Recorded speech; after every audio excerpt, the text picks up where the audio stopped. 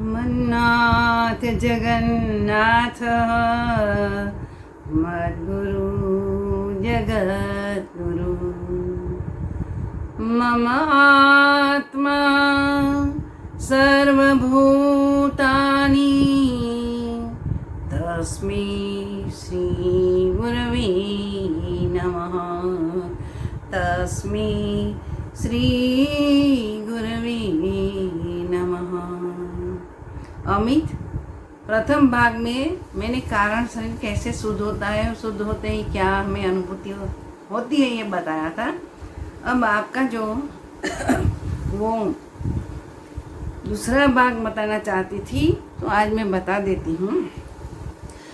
हमारे ऋषि मुनियों ने ये स्थूल शरीर को, सूक्ष्म शरीर को साधन बना के जो कुछ अनुभूति किए ब्रह्म की और कहा है कि जीवो एवं ब्रह्म ना पर। तो ब्रह्म ने ये सृष्टि उत्पन्न करके उसी में प्रवेश गया है, प्राणी मात्र में ब्रह्म प्रवेश गया है। हमारा आज का विज्ञान भी ये पृथ्वी कैसे बनी है, सृष्टि कैसे स्थिति प्राप्त करती है, कैसे प्रलय होगा उसी का, तो उसी का कारण ढूंढने में पड़े। हमारा ऋषि मुनियों ने भी यही किया है। दोनों का मकसद एक ही है लेकिन प्लेटफॉर्म अलग है। साइंस के लिए तो द्रव ठोस चीज चाहिए जिस पर वो वर्क कर सकते। हमारे योगियों ने अपना ही शरीर जो ब्रह्मांड का मिनिएचर है उसी को ही लेबोरेटरी बना के काम किया है। मुझे अभी वो योग शिखो उपनिषद का एक श्लोक याद आता है। स्थूलम सूक्ष्मम परः चेति त्रिविधम ब्रह्मणो रूपः। त्रिविधम ब्रह्मणो रूपः। स्थूलम शुक्रात्मकं सूक्ष्मं पंचाग्निरूपकं सोमात्मकः परः प्रोक्तः। सोमात्मकः परः प्रोक्तः सदा साक्षी सदा अच्युतः। इसी श्लोक में सृष्टि कैसे उत्पन्न होती है, प्रति प्रसव कैसे होता है, जीव मात्र का शरीर कैसे बनता है और इसी शरीर से हमें जहाँ से आए वहाँ कैसे पहुँच पाते, वही बात बताती हूँ मैं। हमारे विज्ञान ऐसा करता है कि भी ये प्रकृति है, नेचर है, जो शक्ति है, शक्ति कभी नाश नहीं होती, उसी का परिवर्तन होता रहता है। सूक्ष्म शक्ति से स्थूल शक्ति में, जड़ पदार्थ में, जड़ पदार्थ फिर से कोई ऐसा परिबल है, उसी से वो सूक्ष्म शक्ति में फिर से परिवर्तित हो जाता है। नाश तो शक्ति होती ही नहीं। तो हमारे ऋषि मुनियों ने भी यही कहा है कि शक्ति नाश नहीं, अनंत है, नाश नहीं होती। तो कैसे आई, उसी ने जो श्लोक में लिखा है मैं अभी गा के बताया। स्थूलम सूक्ष्मम परः त्रिविधम वपुः ब्रह्मणः। ब्रह्म का प्रकार का त्रिधा शरीर है। तो ये शरीर ब्रह्म का मिनिएचर है, तो उसी में भी शरीर है, 3 शरीर है। तो स्थूल शरीर क्या है? स्थूलम शुक्रात्मकम बिंदु और सूक्ष्मम पंचाग्निरूपकम सोमात्मकम परः प्रोक्तः सदा साक्षी सदा अच्युत। इसी में सारी सृष्टि का उत्पत्ति स्थिति लय बताया, शरीर का भी सर्ग उत्पत्ति और लय बताया है। तो हम ऐसे जानते हैं कि शरीर कैसे बनता है, सब लोगों को मालूम है शरीर कैसे पृथ्वी पर आता है। तो ब्रह्म का शरीर यानी कि ये हमारी जो भीतर आत्मशक्ति है उसी का प्रथम स्वरूप है स्थूल शरीर। स्थूल शरीर क्या है? तो कि शुक्रात्मकम स्थूलम। तो शुक्रात्मक शुक्र बनता है, मादा में वीर्य बनता है। मैथुनी सृष्टि की जो आखी सिस्टम बनाई है परमात्मा ने, क्योंकि मानव जहाँ 84 लाख योनि ऐसे चलती रहे इसीलिए बनाई है। विज्ञान भी एक्स वाई ये सब करते हैं, हमें मालूम है। विज्ञान यहाँ नज़दीक जा रहा है, ऋषि मुनियों के नज़दीक जा रहा है, शास्त्र के नज़दीक जा रहा है। तो शुक्र कैसे बनता है? तो पहले हमें सूक्ष्म पंचाग्नि रूपकम शरीर को समझना चाहिए, स्थिति को समझना चाहिए। हम देखते हैं, हमारे अनुभव में आता है अंतरिक्ष में सूर्य प्रकाशित है और विज्ञान भी मानता है कि सूर्य सारी ऊर्जा का स्रोत है। हमारे ऋषि भी मानते हैं, इसलिए तो प्रत्यक्ष देवता सूर्य नारायण को कहा है। तो ब्रह्म ने संकल्प किया, संवित उठा, तो संवित से एक किरण आई। वो किरण है चिति शक्ति का। सत चित आनंद ब्रह्म का रूप है। सत यानी के बीइंग, चित यानी के जो शक्ति है, उसी को चित शब्द को ई प्रत्यय लगा दिया, इसीलिए चिति शक्ति वेदांत में कहा। योग में कुंडलिनी शक्ति कहते हैं, प्राण शक्ति कहते हैं, सविता शक्ति कहते हैं, अदिति शक्ति कहते हैं, वाक शक्ति कहते हैं। ये सब अलग अलग नाम है। जैसे वाटर पानी वाली कहते हैं, थीम तो एक ही, वैसे ही शक्ति परब्रह्म की है, संकल्प से उठी है और उसी ने कार्य शुरू किया, उद्यत हुई कार्य करने के लिए। परिवर्तित होते होते होते ये ब्रह्मांड, अनंत ब्रह्मांड उत्पन्न कर दिया। हमारा सूर्य भूर्भुव स्वलोक का ही सूर्य, अन्य अनेक सूर्य है, अनेक चंद्र है, अनेक ग्रह है, अनेक लोक है, उसमें भी जीव है। आज विज्ञान भी संशोधन कर रहा है। तो पंचाग्नि विद्या है, सूक्ष्म शरीर की विद्या है। तो हम देखते हैं कि भाई सूर्य ही सारी ऊर्जा का स्रोत है। तो सूर्य जब उत्पन्न हुआ, परब्रह्म की चिति शक्ति की वजह से उत्पन्न हुआ। चिति शक्ति हम देख नहीं पाते, वो इतनी सूक्ष्म है, इतनी सूक्ष्म है, तो हम विशेषण भी नहीं कर सकते उसी का। तो ये चिति शक्ति से सूर्य उदय हुआ, चंद्र उदय हुआ, ये सब उदय हुआ, सबका जन्म हो गया, ग्रहों पृथ्वी ये सबका। तो सूर्य में जो शक्ति है, उसी में देवता लोग, यानी कि एक दिव्य शक्ति है। चिति शक्ति की एक दिव्य शक्ति है जिसको श्रद्धा कहते हैं। वो श्रद्धा की दिव्य शक्ति यानी कि देवलोक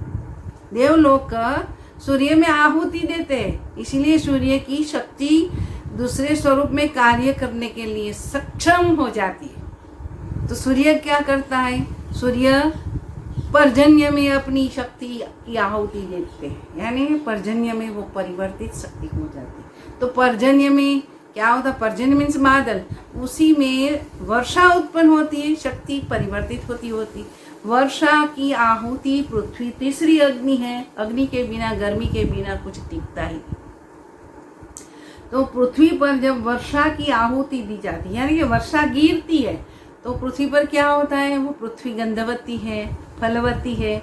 तो पृथ्वी में अन्न, वनस्पति आदि उत्पन्न होते हैं। वो शक्ति उसी में परिवर्तित हो जाती है, लेकिन शक्ति उसमें साथ साथ रहती है, लेकिन दिखती नहीं, हम अनुभव करते हैं।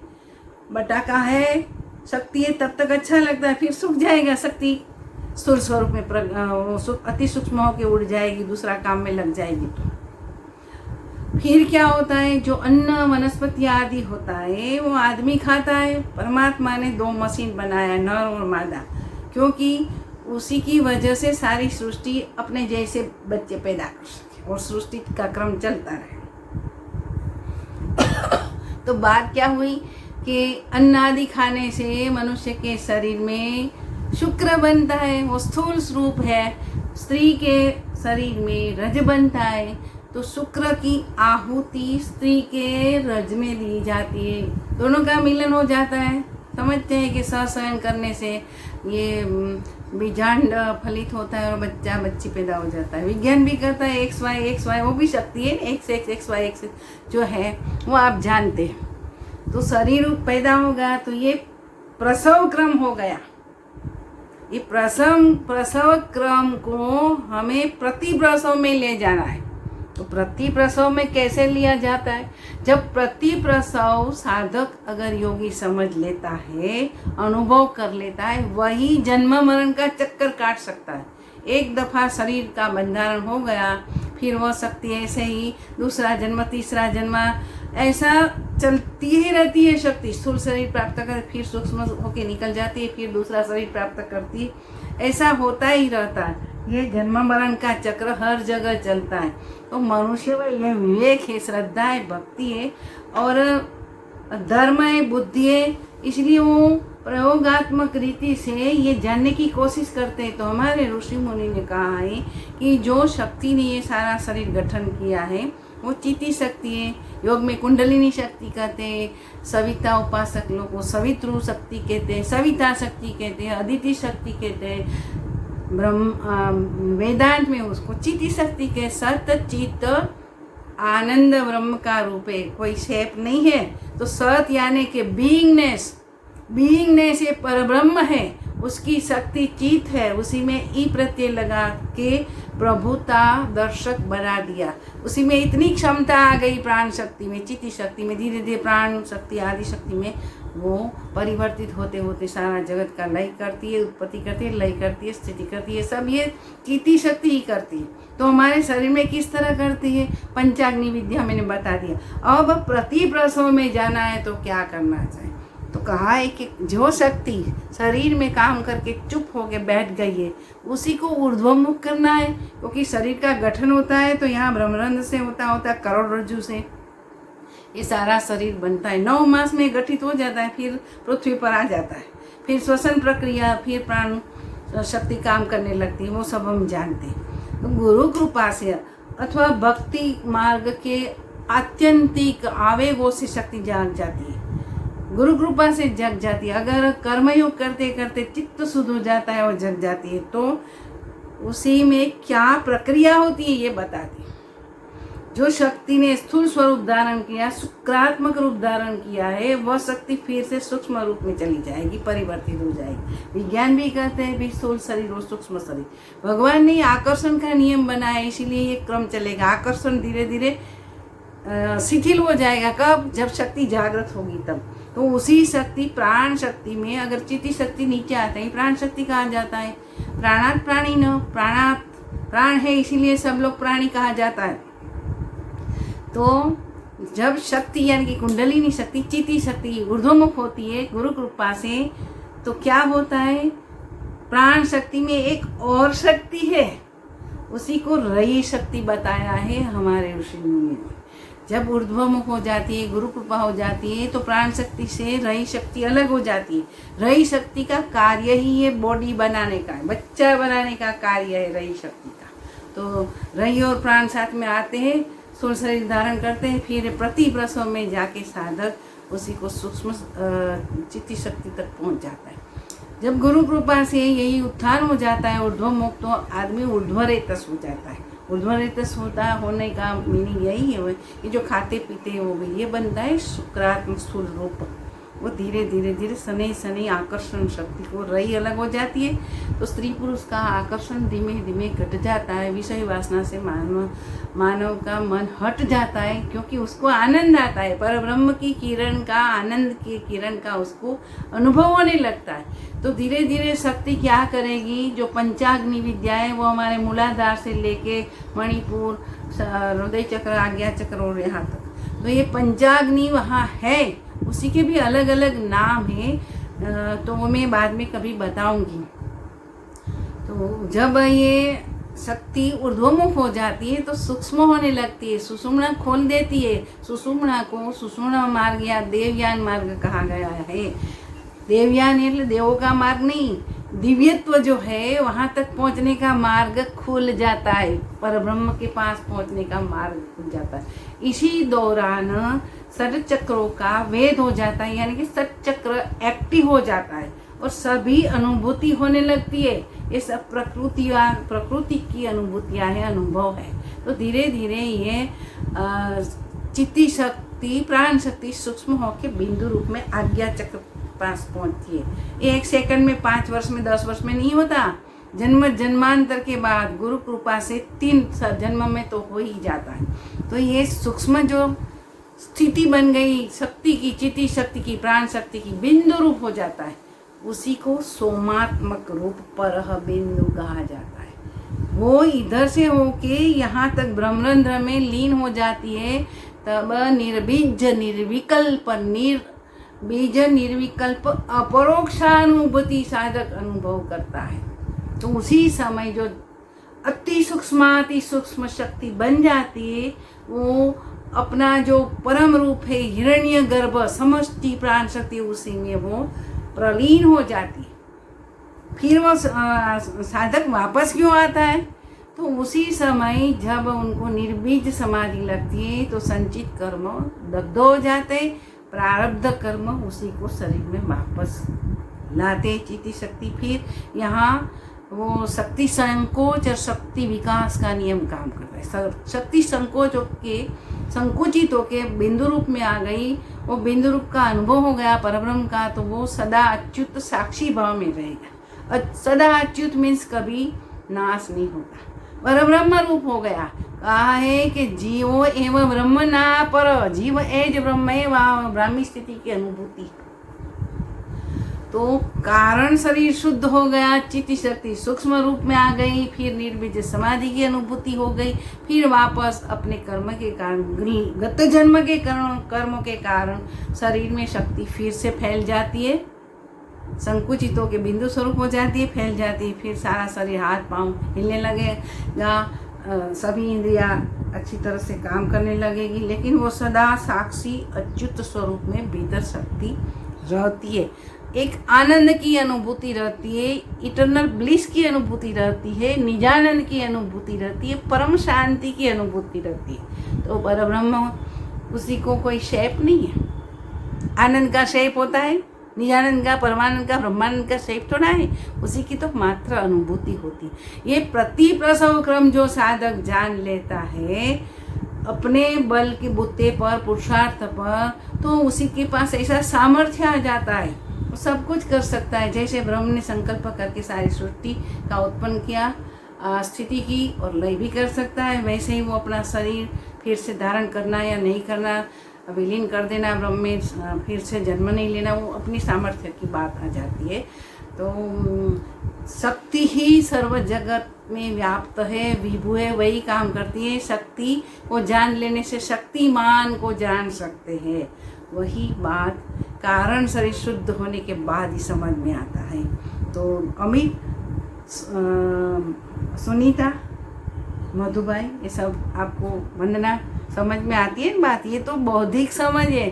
जब आप सामर्थ रूप से, श्रद्धा से, निष्ठा से गुरु के मार्ग पर चलोगे, साधन करोगे, कोने में बैठ चुपचाप, तो पवित्र होते होते आपको लास्ट में ये अनुभूति हो जाएगी।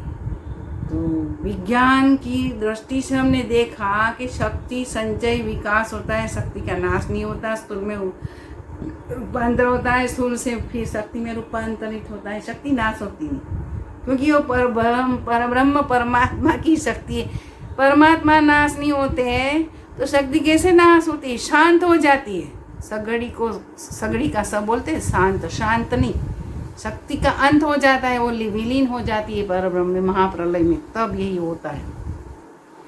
तो आपको समझ में आती है ना बात। साधन करो, साधन करो तो एक दिन साधन सिद्ध हो जाएगा, फिर साधना सिद्ध हो जाएगी, फिर निर्बीज समाधि भी सिद्ध हो जाएगी। फिर यही सामर्थ्य आ जाएगा कि हमें संसार चक्र काट देना है, तो वैसे ही संसार चक्र से हम मुक्त हो जाता है। सुषुम्ना खुलनी चाहिए, पंचाग्नि विद्या वही है, उसी से पास होना जरूरी है। कार्य कारण के नियम का भंग नहीं होता है। यहाँ कार्य कारण के नियम के मुताबिक ही साधना चलेगी, आप इच्छो या ना इच्छो। तो विज्ञान को साथ में लेके मैंने आपको ये ब्रह्म का त्रिविध रूप, जो हमारा शरीर का त्रिविध रूप है, जन्म मरण का जो चक्र है वही समझाया, और इसी से कैसे छुटकारा प्राप्त हो जाए वही समझाया। सद्गुरु भगवान की जय हो, जय हो, जय हो।